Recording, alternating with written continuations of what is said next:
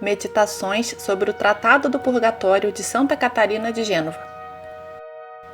Meditamos sobre o purgatório muito menos do que seria conveniente a nossos irmãos que estão nele e que deveriam receber de nós ajudas maiores e mais frequentes, e muito menos do que seria conveniente a nós mesmos para mantermos a nossa fidelidade ao Senhor com muito mais cuidado se fôssemos conscientes na fé de que aquilo que neste mundo não conseguimos purificar de nossos pecados com a ajuda da graça, poderá ser purificado em nós somente por Deus na outra vida, mediante as penas do purgatório.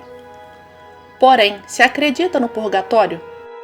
Qualquer um que vai passar algum tempo em um país, normalmente se interessa por informações prévias sobre ele. Como é possível, então, que tantos cristãos mostrem tão pouco interesse em conhecer a misteriosa realidade do purgatório? Estado que provavelmente passarão muitos antes de gozar plenamente de Deus no céu. Será que apenas creem nele, assim dizendo sobre tema tão sério? Saberemos quando estivermos nele. Nada mais do que uma zombaria cínica. E o que sabemos do purgatório? Sabemos pouco, mas esse pouco tem excepcional importância e podemos conhecer sobre ele com a certeza da fé, a fé da Igreja Católica. A partir de 1499, em plena via unitiva, se multiplicam em Catarina os fenômenos místicos, assim como as dores insuportáveis de uma enfermidade que parece de origem sobrenatural. Morre consumada no amor de Deus, em 15 de setembro de 1510, aos 63 anos, e seu corpo permanece até hoje incorrupto. É canonizada por Clemente XII em 1737. E em 1944, Pio XII a constituiu como patrona secundária dos hospitais da Itália. Ao que parece, Santa Catarina não escreveu de suas próprias mãos nenhuma das obras que se atribuem a ela, sendo que estas são recopilações feitas por seus amigos e discípulos. O redator da Vita encerra sua crônica dizendo que em Catarina se via o céu. Era um ser celestial, transformada por inteiro, perdida em Deus, e ao mesmo tempo o purgatório, um coração consumido no fogo do amor de Deus em um corpo martirizado. Com efeito, os ensinamentos de Santa Catarina sobre o purgatório partem de uma experiência mística verdadeiramente pessoal. Deus a fez sofrer e compreender as dores das almas do purgatório com uma extraordinária clarividência. A base de todas as penas é o pecado, quer o original ou o atual. Deus criou a alma pura, simples, limpa de toda a mancha do pecado, com um certo instinto que a leva a buscar em Deus a felicidade. Porém, o pecado original leva ela para longe desta inclinação, e mais ainda quando são somados os pecados atuais. E quanto mais se afasta assim de Deus, vai se tornando mais maligna, e menos Deus se comunica com ela. Toda a bondade que pode haver no homem é por participação de Deus. Ele se comunica com as criaturas irracionais, segundo sua vontade e lei, e nunca lhes falta. Ao contrário, se comunica mais ou menos à alma racional, de acordo quanto ela está purificada do impedimento do pecado.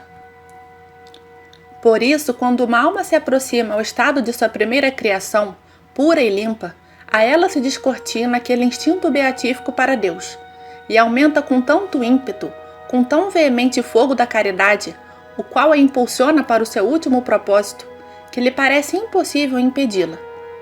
E quanto mais contempla este propósito, tanto mais extrema lhe resultam as suas penas.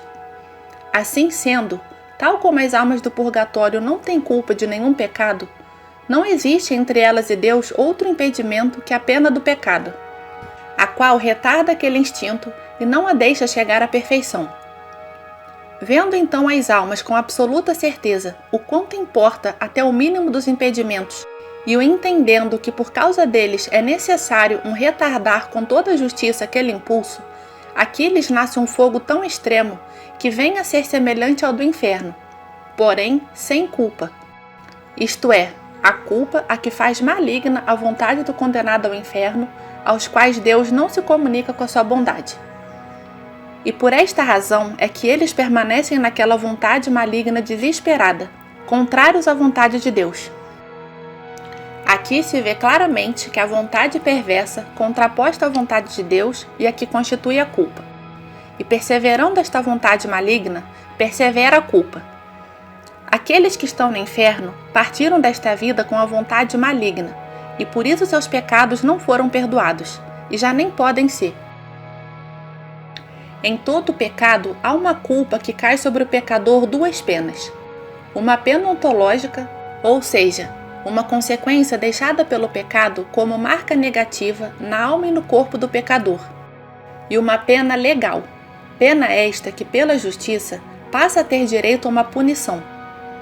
Os homens, de fato, ao pecar, atraem muitas culpas e atraem sobre si muitas penas ontológicas, ao mesmo tempo que se fazem merecedores de muitas penas legais, penalidades que virão impostas por Deus pelo confessor, pelo próximo e por nós mesmos na mortificação penitencial. O batismo remove toda a culpa e qualquer penalidade legal, mas não elimina a pena ontológica. Por exemplo, um bêbado lascivo batizado continua sua doença de fígado e venérea. A penitência, seja no ascetismo ou sacramento, apaga toda a culpa do cristão, mas não necessariamente toda a pena.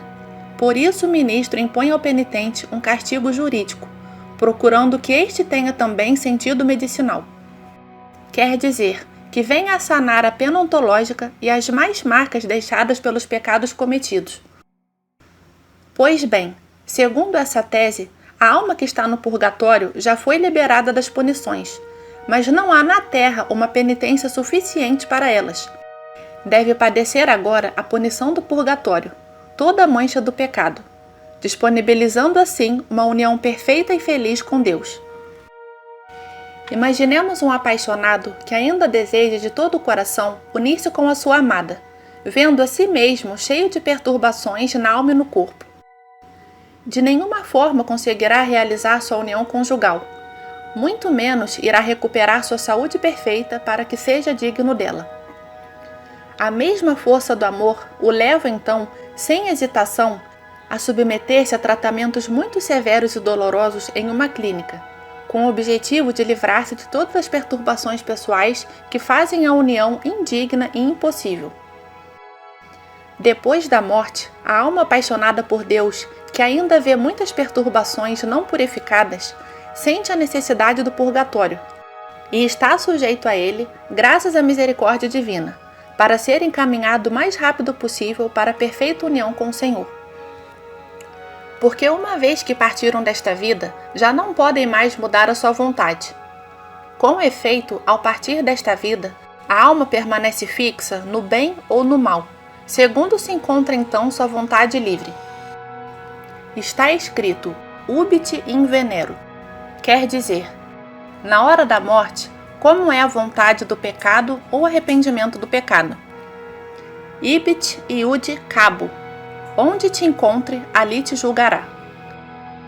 Este julgamento é irreversível, porque para além da morte não há possibilidade de mudar a posição de liberdade, que foi fixada tal como se achava no momento da morte.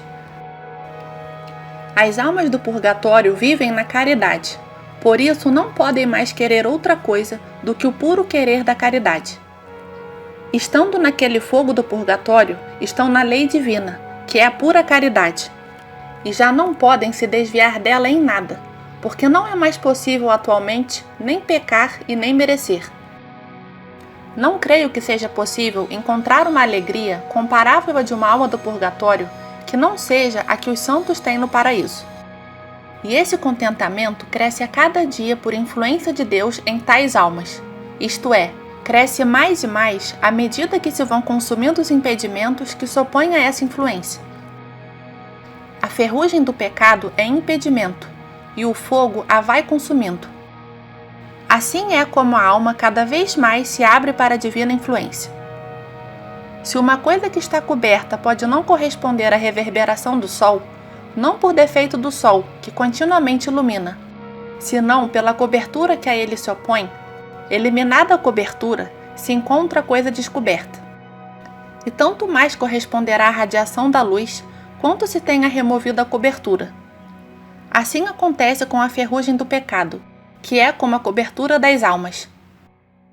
No purgatório, vai sendo consumida pelo fogo, e quanto mais se consome, tanto mais se pode receber a luz do verdadeiro sol, que é Deus. E tanto cresce a alegria, quanto mais falta a ferrugem. Se descobre a alma o divino raio. Um cresce e o outro diminui, até que se termine o tempo. E não é que a pena vai diminuindo, o que diminui é o tempo de estar sofrendo-a. E no que diz respeito à vontade da alma, aquelas penas jamais são penas.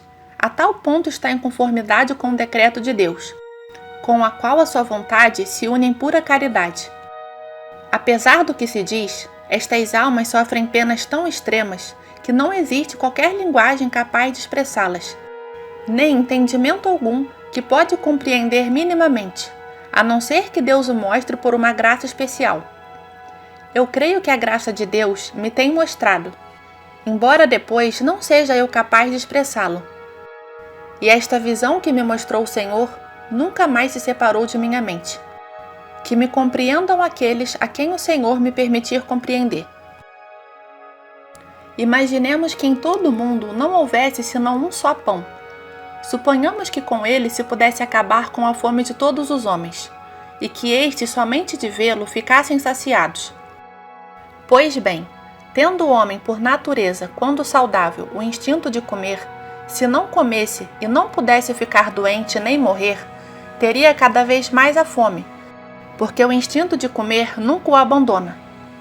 E se o homem soubesse então que apenas aquele pão pudesse saciá-lo, ao não possuí-lo, não poderia acabar com a fome. E isto é o inferno que sentem aqueles que estão com fome, e que quanto mais se aproximam deste pão, sem ser capaz de vê-lo, tanto mais lhes queima o desejo natural, pois este, por instinto, se dirige a este pão, e nele constitui todo o seu contentamento. E se estivesse certo de não ver mais este pão, nisto consistiria o inferno, que tem todas as almas condenadas, privadas de toda a esperança de jamais ver o pão, que é o verdadeiro Deus Salvador. As almas do purgatório, por outro lado, padecem esta fome, porque não conseguem ver o pão que poderia saciá-las, mas têm a esperança de vê-lo e serem saciadas por ele completamente, e assim padecem tanta pena quanto deste pão não podem se saciar. Outra coisa que vejo claramente é que, assim como o espírito limpo e puro não encontra outro lugar senão em Deus para o seu repouso, pois por ele foi criado, da mesma maneira a alma em pecado não tem para si outro lugar que o inferno, que Deus lhe designou com seu lugar próprio. Por isso, no instante em que o espírito se separa de Deus, a alma vai para o seu lugar correspondente, sem outro guia que não seja a natureza do pecado. E isso acontece quando a alma deixa o corpo em pecado mortal. E se a alma naquele momento não encontrasse aquela ordenação que procede da justiça de Deus, sofreria um inferno maior ainda do que o inferno é, por se achar fora daquela ordenação que faz parte da misericórdia divina, que não dá à alma tanta pena como ela merece. E por isso que, não encontrando o lugar mais conveniente, nem dos menores males para ela, se lançaria ali dentro como se fosse seu próprio lugar. Este é o caso no que se refere ao purgatório. A alma separada do corpo, quando não se acha naquela pureza na qual ela foi criada, se vendo com tal impedimento que não pode se livrar dele a não ser através do purgatório, de certo se lança nele com toda a vontade. E se não encontrasse tal ordenação capaz de livrá-la deste impedimento, naquele instante se formaria nela um inferno pior do que o purgatório, percebendo ela que não poderia se unir por aquele impedimento a Deus seu propósito. Esta união lhe é tão importante que, em comparação com ela, o purgatório lhe parece nada. No paraíso entram as almas que ali querem entrar, porque Deus é todo misericordioso, e volta para nós com os braços abertos para nos receber na sua glória. A essência divina é de tal pureza e claridade, muito mais que o homem pode imaginar, que a alma que tem em si uma imperfeição como uma partícula de pó se lançaria de certo em 1000 infernos, antes de encontrar-se diante da presença divina com aquela mínima mancha. E entendendo que o purgatório está precisamente à disposição para remover esta mancha, se lançaria nele, como eu já disse, parecendo-lhe encontrar uma grande misericórdia capaz de livrá-la deste impedimento. A importância que tem o purgatório é algo que nenhuma língua humana pode exprimir, nem a mente compreender. Parece-me que a pena das almas no purgatório consiste mais que vem em si algo que desagrada a Deus e que fizeram voluntariamente contra tanta bondade de Deus, que em quaisquer outras penas que ali podem encontrar. E digo isto porque, estando elas na graça, vem a verdadeira importância do impedimento que não as deixa se aproximarem de Deus.